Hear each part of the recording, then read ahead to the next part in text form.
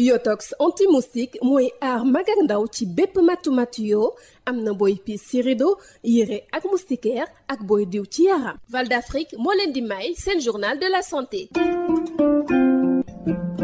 dal leen ak jàmm. Organisation mondiale de la santé moom ci at du ren bi dina màggal lu toll ci juróom-ñaar fukk ak juróom ci ay at yoo xamante ni mu ngi am waaye fii ci Sénégal mu yemoo ak juróom fukkeelu at wi nga xamante ni ku Sénégal a nga koy bokk ci boobee kuréel di ci yëngatu lu bëre nag jot nañ ko see def ci wàllum wér-gu-yaram ci seen lëkkaloo bu ñu sukkandikoo ci directeur général bu santé publique waaye docteur Barnabé Gningue mu ngi xamle ni yeneen ci ay défi dese na Sénégal bu baax a baax ci wàllum wér-gu-yaram googee ci seen ànd ak organisation mondiale de la santé. màggal bi ñuy màggal bés bi nga xam ne moom la àdduna wërngal këpp jëmantal ci wér-gu-yaram mu di lan dañoo ne bés bi ñu jagleel wér-gu-yaram ci biir àdduna si nañ ko dàkkantalee wér-gu-yaram ngir ñëpp. màggal bi ñuy màggal juddu organisation mondiale de la santé ñu ne nañ ci yokk li nga xam ne liggéey nañ ko te am nañ ko ci njëriñ ba ñu sosee OMS ak léegi mu di lan madame le ministre de la santé et de l'action sociale nee na tey boo jëlee réewum Sénégal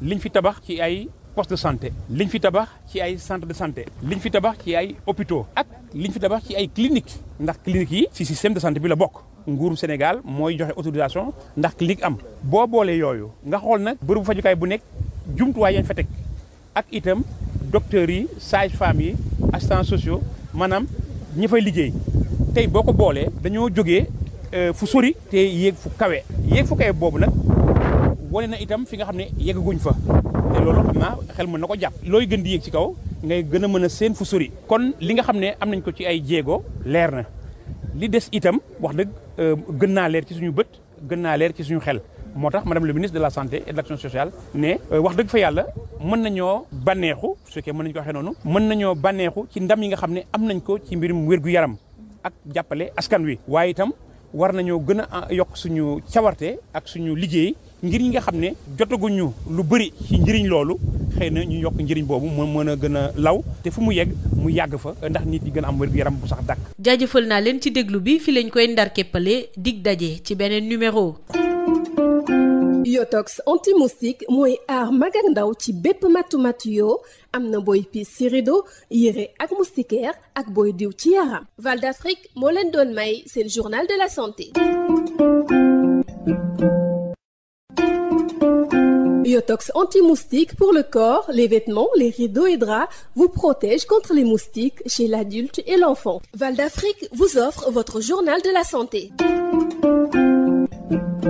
Bonjour. L'Organisation mondiale de la santé fête ses 75 ans d'existence cette année, 50 ans de coopération avec le Sénégal. Beaucoup de choses ont été réalisées durant ces années de compagnonnage, selon le directeur général de la santé publique. Mais selon Dr Barnabé Gningue, il y a encore des défis à relever. Le bilan est tellement riche, je parle naturellement du bilan positif, que lorsque nous prenons une seule composante, énumérer les succès réalisés dans cette composante pourrait prendre beaucoup de temps. Aucun domaine n'a été laissé en rade. Et ce qui a été dit, c'était juste à titre illustratif. Je peux donner comme exemple le fait qu'aujourd'hui, au niveau institutionnel, le Sénégal et l'OMS ont un partenariat fort qui sert même de modèle de réussite de partenariat, de collaboration. Lorsque nous visitons les composantes de notre système de santé en termes d'infrastructures, en termes d'équipement, en termes de personnel, lorsque nous visitons notre système de santé en termes de succès dans la lutte contre les maladies de façon générale, je peux citer la lutte contre la tuberculose, le VIH, le paludisme, les maladies tropicales négligées, les maladies non transmissibles, etc. Dans chacun de ces domaines, les progrès sont flagrants. Lorsque nous prenons également les couches de la société, quand nous prenons les femmes, les enfants, les personnes âgées, les politiques spécifiques de santé destinées à ces cibles particulières nous mettent également à l'aise en termes de bilan. Voilà pourquoi, au mois de janvier dernier, le Sénégal et l'OMS ont signé le nouvel accord de partenariat pour que chaque partie prenante entre ces deux entités puisse contribuer davantage dans la bonne santé au Sénégal. Il y a des défis. Ces défis ont été facilement identifiés parce que les progrès étaient clairs.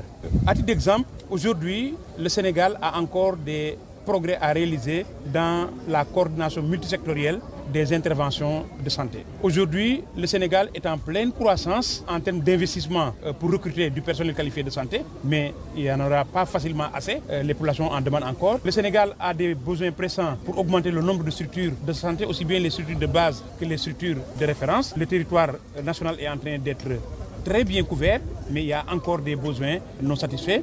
Les ressources financières pour supporter à la fois les besoins et les problèmes de santé ne cessent d'augmenter également. Et enfin, lorsque nous prenons les besoins spécifiques en termes de type de maladie, nous avons encore des personnes malades pour lesquelles nous devons faciliter l'accès aux services de santé. Merci de nous avoir suivis. Rendez-vous est pris pour un nouveau numéro. Yotox anti-moustique pour le corps, les vêtements, les rideaux et draps vous protège contre les moustiques chez l'adulte et l'enfant. Val d'Afrique vous a offert votre journal de la santé.